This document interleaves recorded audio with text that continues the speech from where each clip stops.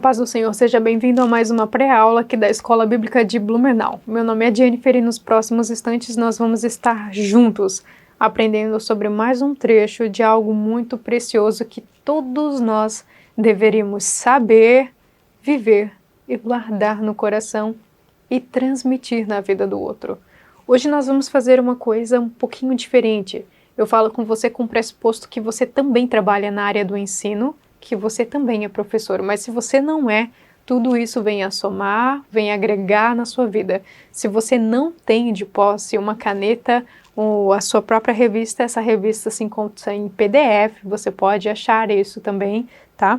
Mas se você tiver de posse da sua revista, eu espero que você esteja com ela, até mesmo da Bíblia, porque nós vamos fazer uma espécie de rodeio para poder chegar ao tema de hoje. A pergunta de hoje é: quem é a pessoa do Espírito Santo? Quem é o Espírito Santo?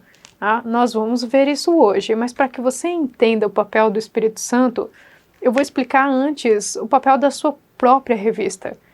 A nossa revista, a sua revista, ela vai trabalhar do que nós chamamos na área de teologia, na matéria de doutrina, né, de teologia sistemática ou elementos da teologia, né, o ensino que vai nos ensinar sobre as doutrinas da Bíblia, né, sobre os ensinamentos que a Bíblia nos traz. Então nós aprendemos sobre a doutrina do pecado, aqui já a doutrina de Cristo, sobre a doutrina de Deus, né, e assim por diante. Hoje nós vamos aprender sobre a do Espírito Santo, e existe algo que não está na sua lição, mas que você precisa compreender. Então nós vamos fazer um panorama geral e nós vamos colocar dentro desse panorama geral a pergunta de hoje sobre quem é o Espírito Santo, o papel do Espírito Santo, como ele age, né, como ele transforma e como ele está presente na minha e na sua vida, naquilo que nós chamamos da economia da salvação. Tudo bem? Outra coisa, a nossa lição ela segue uma linha. Então nós aprendemos primeiramente sobre o Criador, quem é Deus, e nós vamos terminar sobre o fim de todas as coisas. Então ela segue uma linha, por isso que nós vamos rever esse panorama geral hoje. Por quê? Porque hoje nós vamos aprender sobre... Não existe, gente, hierarquia aqui, mas nós vamos aprender sobre a última pessoa da Trindade, né? Quando eu falo na última pessoa da Trindade, não é porque ela é menos importante, mas é porque foi a última a aparecer, né? Então nós aprendemos primeiro na nossa lição sobre quem é o ser de Deus, depois nós aprendemos sobre a pessoa de Cristo, o Verbo que se tornou carne, e hoje nós vamos aprender sobre a pessoa do Espírito Santo. Por quê? Não existe um maior e um menor, os três são Deus. E é por isso que a gente vai trabalhar também hoje com a seguinte pergunta: o que é a Trindade? Tá bom? Nós vamos responder essa pergunta, que na minha opinião não existe resposta para isso, mas eu vou tentar ao máximo esclarecer na mente de vocês. Mas nós vamos trabalhar sobre isso, o que é a Trindade, tá? E como ela se dividiu, então, para organizar esse plano de como salvar a criação. Entende? Então ela se divide nessa espécie de plano para salvar a humanidade naquilo que a gente chama de economia da salvação. Então, cada um tem o seu papel, tá? Já aqui na nossa lição, agora sim, essa parte, se for importante para vocês, eu gostaria que vocês anotassem. Isso aqui é a título de conhecimento que vem a somar. Não está na revista de vocês, mas nós já aprendemos isso de outra forma. O que nós já aprendemos foi essa primeira parte, porque essa primeira parte já foi uma aula, né, que era o propósito, por que nós existimos, por que Deus nos criou. A resposta disso se encontra em muitos textos, no texto de Isaías. Deus nos criou para a sua glória, tantos quantos ele chamou para a sua glória. Então esse é o propósito da criação, não para aumentar a glória de Deus, mas que Deus pudesse dividir a sua glória conosco. Tudo bem? Aqui, gente, eu tracei do começo ao fim, que é um propósito, né, desde a criação até a consumação de todas as coisas, para que nós pudéssemos entender algo que se chama economia da salvação, como que a Trindade, esse Deus que é uno, mas ao mesmo tempo ele é trino, ele se divide em três, com a mesma essência, mas eles têm papéis diferentes. Então, naquilo que nós chamamos de economia, essa economia para salvar a humanidade, esse Deus que é uno, ele se divide em três e aparece em três tempos, mas os três juntos, né, para salvar o ser humano. E nós vamos ver isso um pouquinho hoje. Mas, gente, quando Deus criou, Cristo criou, o Espírito Santo criou. Na consumação de todas as coisas, Deus estava lá, Cristo estava lá, o Espírito Santo estava lá. Então eles estão em todos os lugares juntos, eles não se separam. Tá? Nós vamos entender isso ao máximo nesse curto período de tempo. Tudo bem? Mas então vamos lá. Aqui a gente tem o começo de todas as coisas, que é Deus nos criando para a sua glória. A gente vai dar uma passadinha aqui, né, em todos os tópicos, até mais ou menos chegar ao tópico 7, que aqui é a nossa lição 7, mas até agora a gente aprendeu quem é Deus, né, o papel, a importância da Bíblia, né, por que nós cremos então na palavra de Deus. A Bíblia é a palavra de Deus introduzida, escrita aqui para nós. Depois nós temos por que Deus nos criou para a sua glória. Depois no tópico 4, aqui na lição 4, nós temos a origem do pecado, tá? Nós vamos ver isso aqui. Depois nós temos a pessoa de Cristo se tornando carne, e nós temos a salvação, né? Que foi esse ato de salvação, e o papel de hoje. Então nesse esquema existe uma economia, tudo está no seu lugar aqui na sua lição. Então percebe que Deus nos criou, aqui nesse meio tempo, aqui nesse trecho, existe algo que se chama pecado. Então aqui,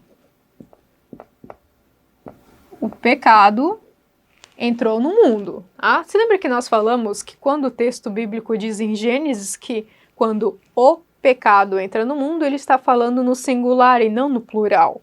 Então não está falando das nossas transgressões que nós vivemos hoje, né? Não está falando disso, está falando o pecado. É algo singular, é como se fosse algo maligno que se esgueirou no mundo, né, e começou a danificar a criação inteira. E quando nós falamos da criação, não é só a raça humana, porque a Bíblia vai dizer que a natureza também geme e chora esperando a redenção das coisas. Então o pecado danificou toda a criação, e não só a raça humana. Nós sofremos com o pecado, sim, mas toda a natureza de Deus e tudo o quanto ele criou também sofre pelo pecado, tudo bem? Então aqui nesse trecho a gente tem algo maligno que entra e junto com o pecado vem a morte. A morte é a certeza, né? Então é a prova real de que todos nós somos o quê? Pecadores, e que não existem pessoas inocentes. Por isso quando eles falam de pecado original, a prova real de que todos nós nascemos pecadores, até mesmo as criancinhas que nós achamos que são bonitinhos, todos neutrinhos, que não tem pecado, que não tem malícia, nascem. Por quê? Porque o fato de que elas morrem e de que todos morreram, desde Adão até a última pessoa do mundo vai morrer também. Então, a prova real de que o pecado e que não existem pessoas inocentes é a morte, ok? Nós já vimos isso na doutrina do pecado, sobre o que é pecado. Mas então tá, o pecado entra no mundo e a partir desse momento nós perdemos algo que era muito importante. E essa é praticamente uma chave que acompanha a lição toda, do começo até o fim, para que você compreenda todas as coisas, ou para que você não compreenda, mas que você dê valor à fé. Então agora você vai aprender a compreender o que é fé, tudo bem? A partir desse momento que o pecado entra no mundo, nós perdemos algo que era muito importante, que era a nossa comunhão com Deus. Então nós perdemos discernimento espiritual. O ser humano, a partir do pecado, na nossa natureza pecaminosa, não tem mais condições de discernir a natureza espiritual das coisas. Você não consegue sozinho entender como que Deus age e tudo quanto não é do seu espaço relativo de espaço-tempo. Então você foi criado para entender nessa natureza pecaminosa tudo aquilo que tem relação com a matéria, tudo que é material, você consegue compreender, entender, esmiuçar, né? Fazer até de novo, mas tudo que é espiritual o ser humano já não consegue compreender sozinho, por causa dessa interrupção por via do pecado. Você não pode mais. Então, a partir desse momento, você tinha aqui uma vida saudável com Deus, onde você vivia para a glória de Deus. E você fazia isso com muita qualidade, as pessoas lá atrás. O pecado entra, você não consegue mais. A partir que o pecado entra, a primeira coisa que muda na vida do homem foi o comportamento. Por quê? A Bíblia diz que ele se esconde de Deus. Então, perceba, toda vez que você não está na presença de Deus e você vive uma vida pecaminosa, você muda o seu comportamento. Toda vez que você tem uma vida com Deus, se você nasce de novo e decide viver para a glória de Deus, mediante a graça que sustenta a vida do pecador, né, onde a fé que você tem das coisas que não se veem se apoia no caráter de Cristo, que não pode ser mudado, com o auxílio do Espírito Santo, que aplica a realidade da salvação na vida do crente. A partir desse momento você consegue viver para a glória de Deus novamente e assim você muda o seu comportamento. Mas o pecado entra no mundo, a primeira coisa que acontece é a falha do comportamento humano. E aí a gente percebe que existe uma falha de viver de acordo com o porquê Deus nos criou. Deus nos criou para viver na glória dele. A partir desse momento você não consegue mais realizar, você é incompetente nessa realização. A gente é incompetente nisso mesmo, ok? Então, a partir desse momento, você precisa então de um Salvador. Precisava de um Salvador para vir e resgatar toda a raça humana. Foi a nossa aula passada, retrasada, aliás, né? O Verbo se tornou carne, o Verbo se tornou carne e habitou entre nós. Então, Cristo vivendo no mundo para revelar a glória de Deus. Toda vez que você quiser saber mais sobre o ser de Deus, Deus Pai, você precisa olhar para Deus Filho, porque no Deus Filho foi revelado toda a glória de Deus que pudesse ser visto aqui na Terra, nos nossos olhos que só conseguem entender a matéria. Tudo bem? Então, toda vez que você quiser saber e conhecer mais sobre Deus Pai, você precisa olhar aquele que se revelou em Deus Filho, né? Então, o Verbo se tornou carne. O que significa isso? Uma palavra. Uma palavra é algo, né? O que é dizer? Uma palavra é você entender que não existe algo mais completo do que você puder dizer algo, né? Então isso complementa, pensa como eu posso explicar isso, às vezes eu tenho dificuldade. É como se Deus pensou tudo isso na eternidade, pensou em todo esse plano de salvação, pensou em tudo isso. O Verbo se tornou carne, então o Verbo é uma palavra, é algo que ele pensou. Isso se materializou, o Verbo se torna carne porque ele tornou isso possível. Quando a gente solta a palavra da boca para fora, ela vira uma ação. Então, tudo aquilo que ele pensou na eternidade se tornou possível no nosso espaço-tempo a partir do momento que ele se tornou carne e habitou entre nós, ok? Então, aqui nós tínhamos, então, um Cristo que habitou entre nós e tornou possível, abriu a porta para que a salvação chegasse a todos nós. Aqui a gente já vê uma divisão da Trindade, naquilo que a gente chama de economia, tudo bem? Da Trindade. Então, Deus habita entre nós aqui. Depois que ele vai assumpto aos céus, a gente tem como se parece uma vida, uma pessoa que glorifica a Deus, uma vez que você foi resgatado por ele, uma vez que Deus salvou. Então, Cristo veio, se revelou toda a glória de Deus e nos deu possibilidade de salvação. Agora que ele sobe, ele manda outro Consolador, que é a aula de hoje, que é a pessoa do Espírito Santo. Subiu, mandou a pessoa do Espírito Santo e agora, com a pessoa do Espírito Santo que vive em nós, nós temos templo dele, você está de acordo como que se vive uma pessoa, né, que glorifica a Deus, que se pareça, né? A gente deve se tornar parecido com Cristo. Cristo é a imagem da verdadeira pessoa que vivia para a glória de Deus por inteiro aqui depois de Adão. Ele é o último Adão. Então, como que nós podemos nos parecer, uma vez que nós não somos iguais a Cristo, já que a nossa natureza pecaminosa ainda permeia nós, vamos dizer assim, né? Ainda está ali. Então, como que se parece uma pessoa? Agora o Espírito Santo, nós vamos ver na nossa revista que além de muitas coisas, ele também é educador, vai nos ensinar como que nós nos parecemos mais e mais com Cristo. A Bíblia vai dizer em 1 Coríntios que nós somos igual ao brilho da aurora, que vai crescendo mais e mais até ser dia perfeito. O que é dia perfeito? É quando não existe sombras em lugares nenhum, porque o sol está no seu máximo. Então, esse sol no máximo, um dia perfeito, como que isso se assemelha com o crente? Significa que é só quando nós fomos glorificados. Então, assim, nós pareceremos com Cristo, na glória, num corpo glorificado, tudo bem?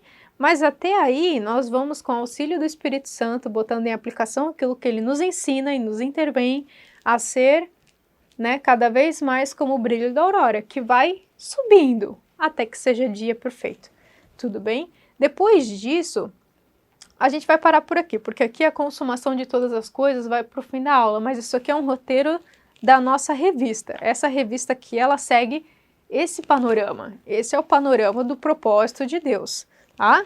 Eu vou até botar, talvez, com essa caneta aqui. Mas, gente, desde a época que nós criou aqui o pecado, vamos botar daqui, né? Daqui até a consumação de todas as coisas, nós temos aquilo que a gente chama de economia da salvação. Tudo bem? Aqui existe essa economia. É onde nós vemos a Trindade, né? Eu até separei aqui, mas não vai dar para colocar no quadro isso, tá? Mas é onde a gente tem a Trindade, que nós chamamos de Trindade ontológica. Quando a gente estuda isso, nós estudamos duas vertentes, mas hoje eu vou mostrar para vocês essa Trindade ontológica, que ontos, né? Vem do grego de ser. Então, nós vamos entender que são três pessoas, né, que são iguais em honra, em glória, em poder, em majestade. Elas são iguais em tudo isso, né, porque às vezes tem pessoas que acham que existe a primeira, a segunda e a terceira pessoa da Trindade como se fosse diminuindo o poder delas, né. Mas não existe isso, tá? Existe essa divisão quando nós falamos dessa economia para salvar. E agora você vai entender que não existe posição na Trindade entre o maior e o menor. Os três são iguais. Às vezes, para materializar um pouco disso, a gente usa a imagem para explicar, às vezes, para os menores, né? A espécie do ovo. O ovo não tem a casca, não tem a clara e a gema. Quando nós dizemos que é um ovo, os três são um ovo. Quando você quebra e a casca some e fica só a gema, a clara, né? E a gema não continua sendo ovo? É um ovo. Então, você não consegue, dizer, eu quero um tanto daquilo. Não, os três são um. Então, a nossa mente não consegue entender isso. Eu já vou passar para algumas passagens da Bíblia, tá? Mas então, os três são iguais em honra, em glória, em poder, em majestade, tá? Em santidade, são iguais. A essência deles é iguais, né? Eles se amam, eles se comunicam, tá? Eles se entendem, os três, e eles existem, e eles coexistem nele mesmo. A gente não consegue entender isso, tudo bem?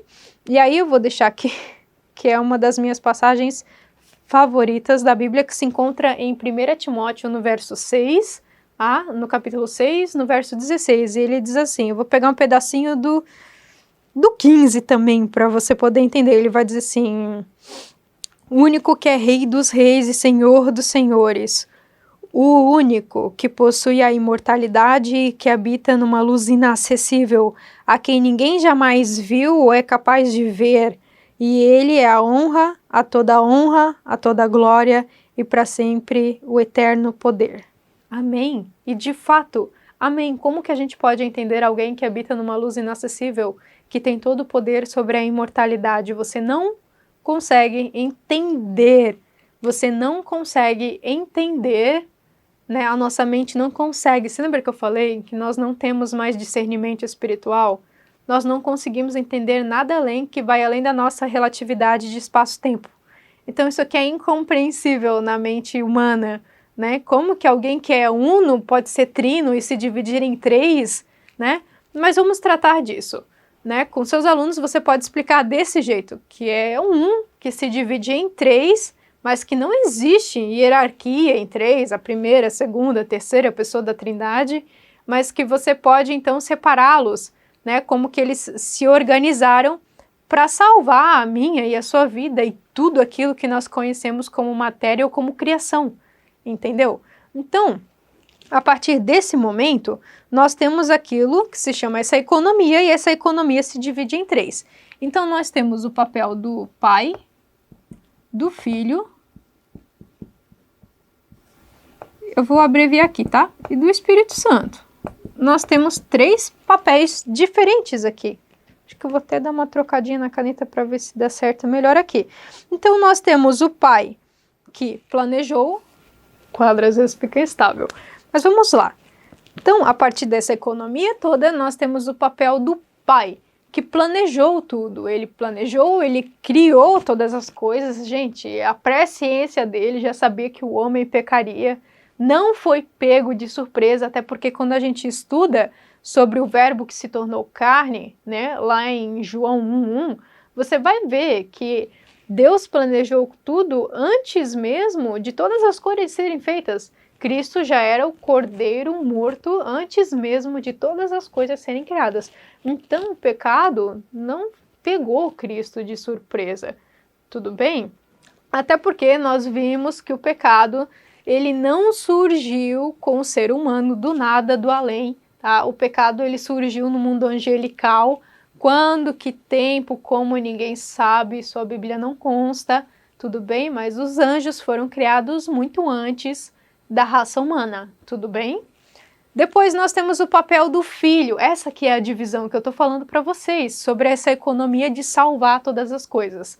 Então nós temos o papel do Filho, que executou esse plano que Deus Pai cria. Então ele executa, vindo, se tornando carne, tornando possível, vencendo a morte, tá bom? Vencendo essa barreira sobre a morte. Então ele vence isso que, se lembra que a morte entrou com o pecado, quando Adão abre a porta para os dois entrarem no mundo.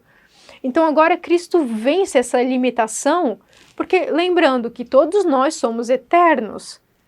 Eu sou eterna, o pastor é eterno, agora o mendigo da rua, a prostituta é eterna, o malfeitor, o mentiroso é eterno, todos nós somos eternos. A única diferença é onde nós vamos passar a nossa eternidade. Ou você vai arder no inferno, ou você vai passar uma eternidade com Deus num corpo glorificado e entender todas as coisas. Então só existe um sim, sim, não, não na Bíblia. Ou você vive uma transgressão de Adão, ou você vive então uma vida perante Cristo. Ou você se assemelha com o primeiro Adão, ou você se assemelha com o segundo Adão. E aí existe toda uma estrutura que Deus cria para salvar você dessa carência que você tem a partir do pecado original na sua vida. Tudo bem? Deus te equipa para você vencer esse mundo e reinar com ele no final das contas, ok? Então aqui entra o papel do Filho, quando ele vem e se torna carne. Depois que o Filho sobe, ele manda outro Consolador. Por quê? Porque agora que, pensa assim, ó, você vivia de uma forma perfeita, o pecado vem, entra e você não sabe mais como viver para agradar a Deus porque você não consegue mais. Então agora veio a pessoa de Cristo, que é o Filho. Então o Filho entra em ação para mostrar pessoalmente, ele habitou em carne aqui. É difícil de entender porque não pode um conjunto maior caber num conjunto menor, não existe isso. Né? Mas isso foi possível, porque Deus, que fazia parte de um conjunto maior, habitou num conjunto menor. E agora ele mostrou pessoalmente como que se vive para a glória de Deus, tudo bem? E aí ele parte para os céus, e ele manda outro Consolador, que é a pessoa do Espírito Santo, que nós vamos aprender hoje, tudo bem? E a pessoa do Espírito Santo te habilita, te ajuda, te guia, tá bom? Te prepara, te ensina, te instrui, te ouve, te ama, para que você possa, então, viver e poder enxergar algumas coisas sobre essa realidade espiritual que você não consegue mais sozinho. Então agora, como que se parece, né? Porque agora a gente somos imitadores de Cristo. Cristo é o nosso exemplo maior, tudo bem? Então, a pessoa do Espírito Santo, ela entra aqui na parte da economia para te habilitar a parecer com a pessoa de Cristo sobre como viver para a glória de Deus. E como que você chega nessa consumação aqui? Isso é outra história, né? Isso é mais para frente. Tudo bem? Então, para você poder entender tudo isso aqui sem duvidar, eu quero ler outro texto com você, que é Hebreus 11, do verso 1 até o verso 13, vai dizer assim: ora, a fé é a certeza das coisas que se esperam e a convicção das coisas que não se podem ver.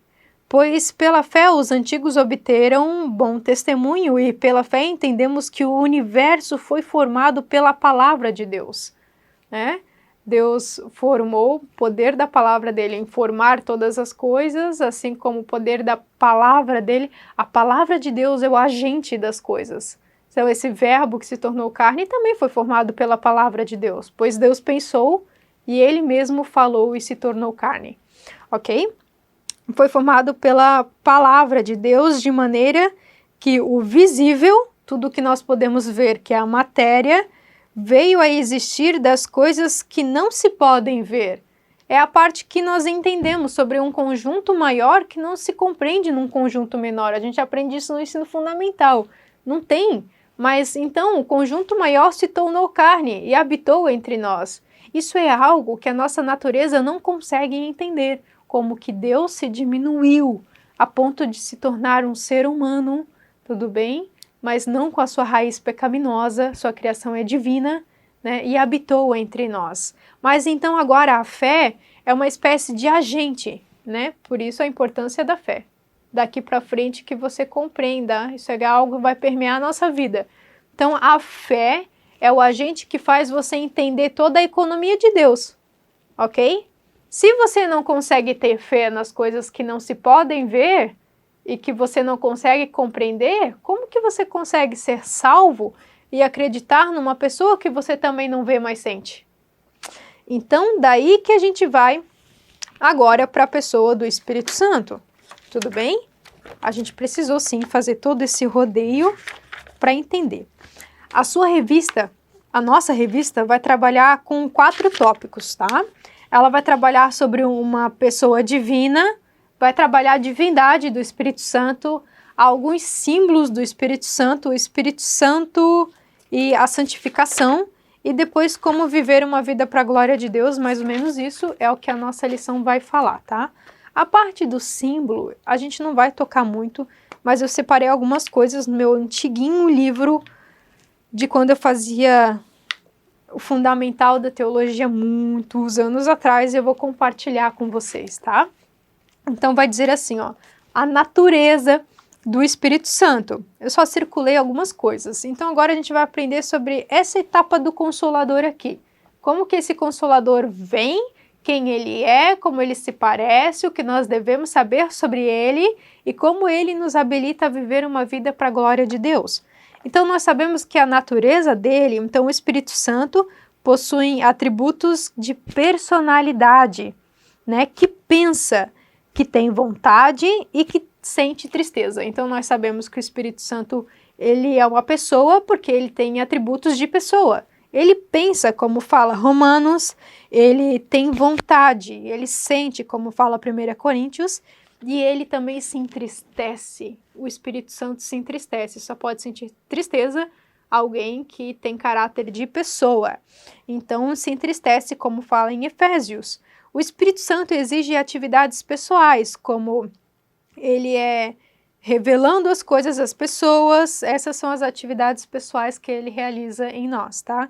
Então ele revela as coisas às pessoas, como fala em 2 Pedro, ele ensina as pessoas, como fala em João, ele testifica, né, a obra de Cristo em nós, como fala em João, ele comanda as coisas, como fala em Atos, ele intercede pelas coisas e por nós, como fala em Romanos, né, ele dá testemunho das nossas filiações com Deus, como fala em Gálatas, e ele também fala, como diz em Apocalipse 2, no verso 7.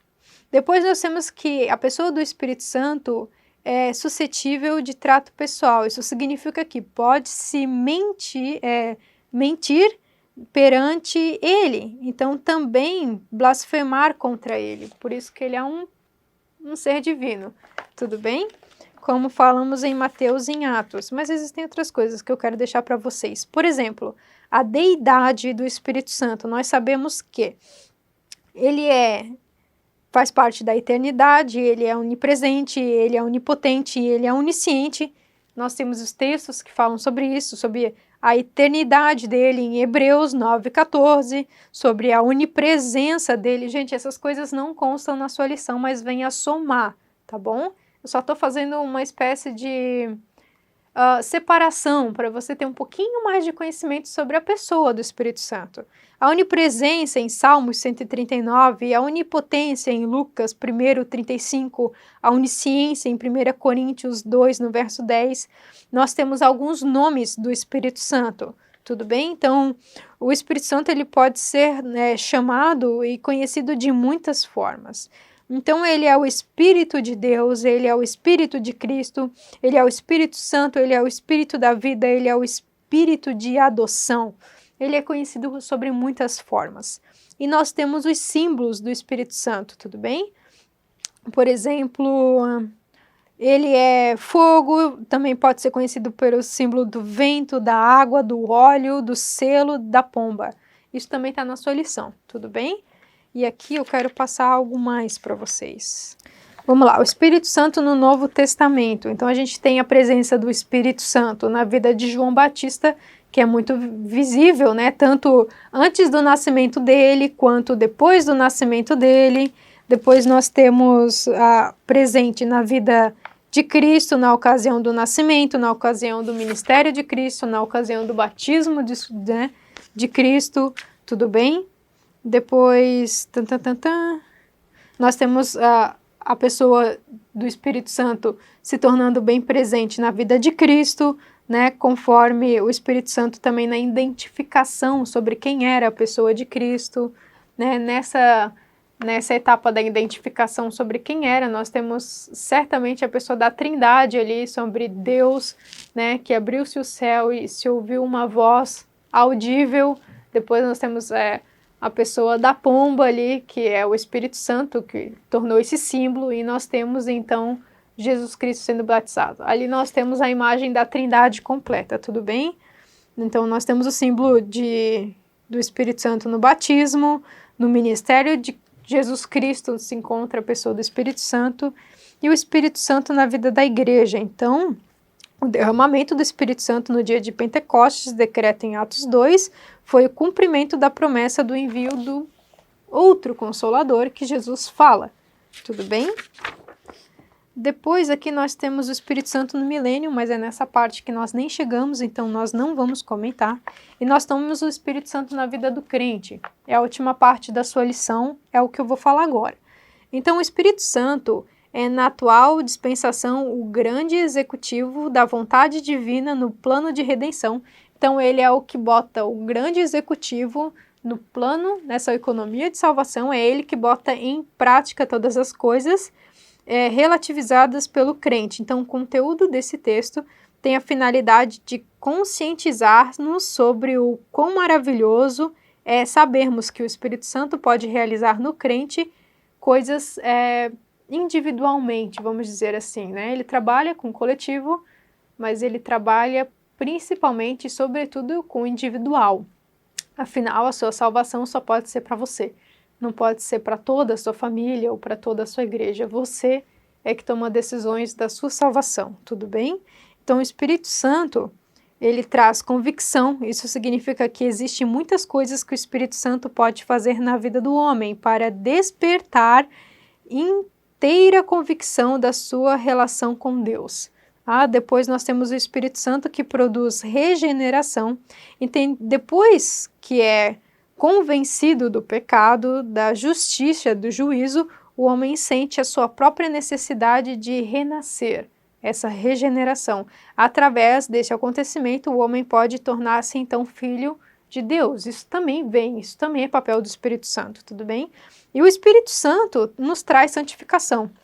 A última parte da nossa revista. Então, a santificação, o sangue de Jesus e a palavra de Deus são meios capitais da santificação. Essencialmente, santificação significa um ato de Deus separando alguma coisa, uma pessoa, para um serviço sagrado. Lembrando, gente, que ser santo hoje não é nós sermos especiais ou divinos. Ser santo é ser separado. Então, a partir do momento que você se regenera e vive uma vida de santificação, que é extremamente diária, a partir desse momento você se torna separado para as coisas de Deus, né? E para uma vida com Deus e para uma eternidade com Deus que começa nesse momento, não começa no céu. Tudo bem? O Espírito Santo, agente da cura divina, isso também vem pelos dons, que é a próxima aula, e o Espírito Santo no papel do arrebatamento da igreja, que também é uma aula futura, nós não vamos tocar muito. Então, gente, no botar em prática, tá? Nós vivemos uma vida com Deus sendo templo dele, então, tá? Tudo isso também se une por algo que nós chamamos fé, que nós vamos declinar mais. Você precisa acreditar nas coisas que você não compreende, não se vê como a Trindade, ou como muitas vezes as ações do Espírito Santo na sua vida, ou como que ele sustenta mediante a graça a sua vida pecaminosa, ou como que ele abre a venda dos seus olhos para que você possa ver tantas coisas, que eu digo, coisas que não agradam a Deus. E o conselho que eu dou para todos vocês, né, é que ao viver uma vida tendo a pessoa do Espírito Santo que habita dentro de você, a partir desse momento não existe nada mais que você queira mais do que conhecer quem é Deus. Porque cada vez que Deus se revela para você, ele revela um pedacinho sobre quem é você. E cada vez que você conhece mais aquele que você tenta tanto se parecer, você conhece também como você será.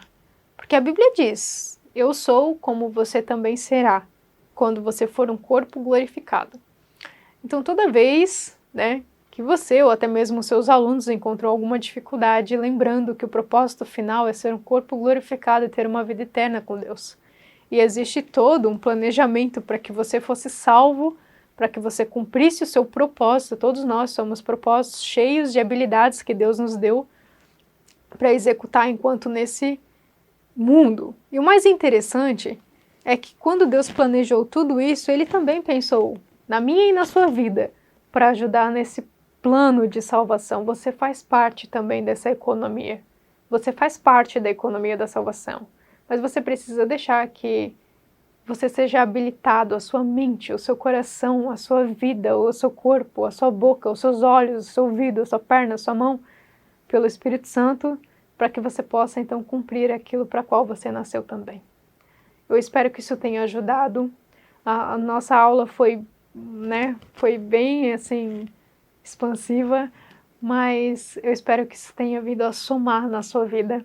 Nós vamos usar esse modelo de aula nas próximas aulas para continuar compreendendo as outras matérias. Mas a pessoa do Espírito Santo, não se esquece que ele é um ser pessoal. E como pessoa, ele também gosta de ouvir outras pessoas. Por isso eu recomendo para você, comece tendo uma vida com o Espírito Santo orando